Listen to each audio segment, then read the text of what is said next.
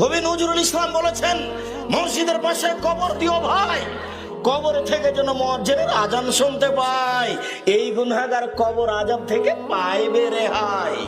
আমি বলেছি মসজিদের পাশে কেন, আপনার বাপের কবর যদি কাবা ঘরের নিচে ঢুকে দেওয়া হয় তবু রক্ষা হবে না।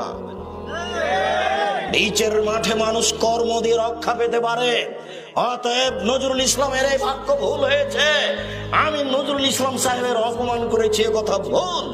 কিয়ামত পর্যন্ত জাতিকে চ্যালেঞ্জ করা আছে, মসজিদের পাশে কবর দিলে তার উপকার যদি হতো, তাহলে টাকা পয়সাওয়ালা মানুষ বাপ মারা গেলে একটা মসজিদ তৈরি করে পাশে কবর দিয়ে দিত। ধর্ম পাগল হয়ে গেছে। धर्म राजशाही चांपानेर हवाई लड्डू, दोनों हाथ में लड्डू है, जो चाहे उसको खा ले, जो चाहे उसको छोड़ दे। भूल हिसाब।